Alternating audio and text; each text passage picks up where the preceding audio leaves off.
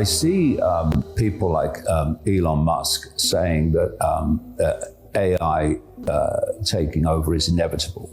So therefore, we need to be connected to AI to compete.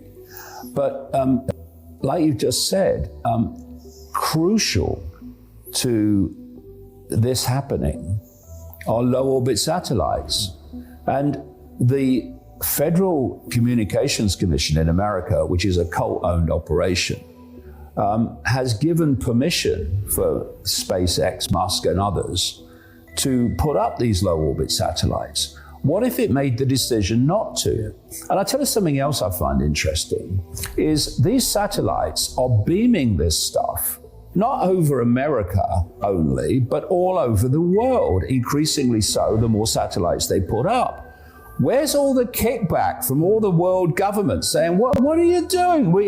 You can't just give permission for that from America. What about us? They're not. No. One or two here, one or two lone voices, but generally governments are just, not even talking about it. Why? Because it's a cult agenda.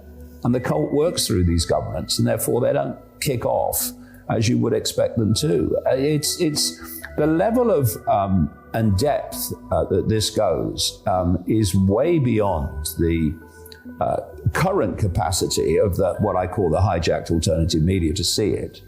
Maybe because they don't want to see it for whatever reason. But to focus attention only on politics when all this is going on is to get people to look over there while it's happening over here, the magician's trickery technique.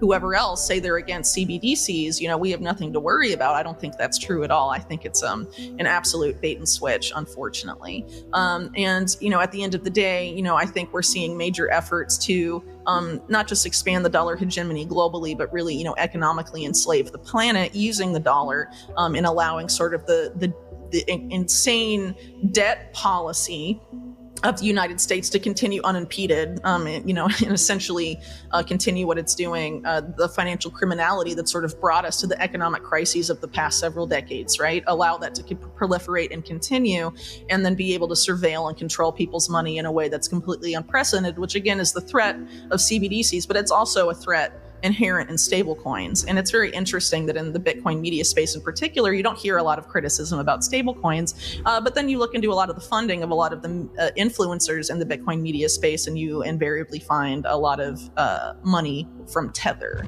This is your digital tattoo, which Eric Schmidt was involved with from the early days. So Palantir was born off the back of In-Q-Tel, CIA asset. That's why Palantir only worked with the CIA to begin with, maybe only do so now. That's Peter Thiel. And Peter Thiel is the one investing in SpaceX and invested in Facebook, many others as well. And he's the one promoting and funding and found J.D. Vance as well.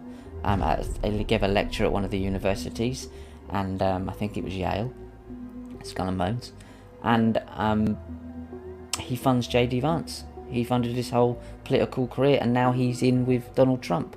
The intelligence assets are so easy to follow through all of these things.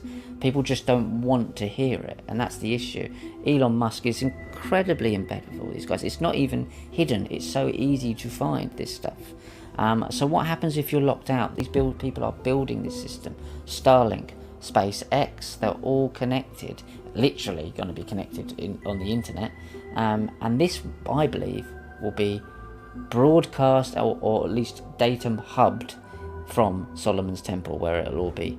You got to go there to get your money. You won't physically need to go there like the Knights Templar used to have to physically go there. It'll be a reversal of that. You just won't be able to connect. But the point about the alternative media, the hijacked level of it anyway, is that some of them were calling out Musk. As people like me have been doing it for a long time, well before Twitter. For being a vehicle for this transhumanist agenda. And then as soon as he bought Twitter X and let a few people back on, that's all forgotten. He's now a hero. Yep, absolutely. He's a hero when he's fundamentally playing his part in what we're talking about here. I mean, it's extraordinary, the cognitive dissonance that's necessary not to see it. And you know, and when I call it out, as I do regularly, because someone's got to, you get just a load of abuse back when actually you're pointing out that people are being scammed by these people.